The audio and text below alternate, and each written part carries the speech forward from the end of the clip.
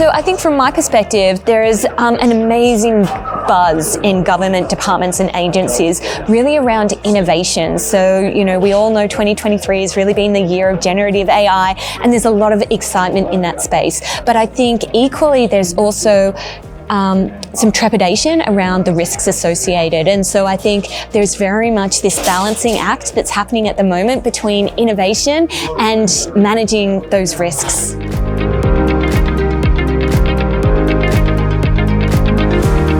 Yeah, this is a really great question. And so I'm going to tackle that in terms of AI and sort of what we bring to that new innovation space that can really help with that risk management. So the number one question I get asked when a customer comes to me and says, we want to adopt generative AI, but they want to do it in a way that's protecting their own data and their own IP. And so the way that we've solutioned our generative AI capability inside of Google Cloud means that your data never gets used to train a foundation model. So actually it's completely impossible for your data to be used in sort of the generation or in the input of any of our models now and into the future. So I think that's kind of the starting point for a lot of conversations. And then beyond that, we've got really easy to get started tools and services. So literally you can get started with a generative AI use case and build something pretty incredible. It could be a chatbot, could be a search interface in a matter of 5 minutes. You can literally get started with your own data.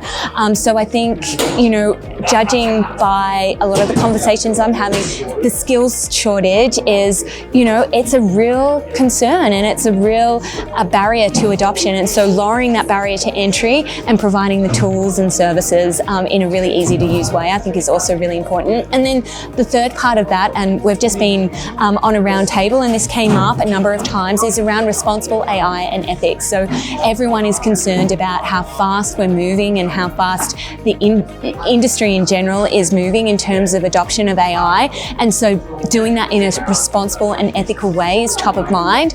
And so as part of our core product offering, out of the box, you get things like safety filters where you can set the thresholds in terms of the output of the content that you're generating according to different responsible AI attributes. So it could be hate speech, it could be sexually explicit content, it could be violent content. You can literally go in and you can set your thresholds as an organization and you can do it per use case.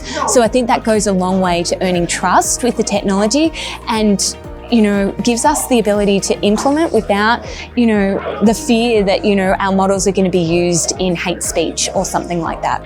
I think the takeaway I would take from that is around having those social controls about what's acceptable for the organisation, and then what represents that organisation's persona in the market as well. So other elements might be like whether the voice that is being produced is on brand or other things that are really important to an organisation and the perception that they're creating out in the marketplace.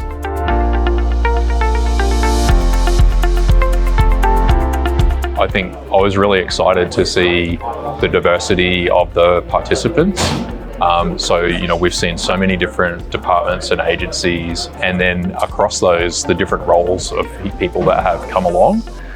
So it's clear that the topic is resonating and it's important and top of mind to many of the departments that we've seen here today. The second thing I would say is just the excitement. Like we heard all sorts of examples in the roundtable session around agencies that are early into the stages of adoption of this new technology, others that are maybe going to be late adopters, and being able to facilitate that discussion and get a lot of diverse perspectives is something that's really core to the values of what we're about at Google.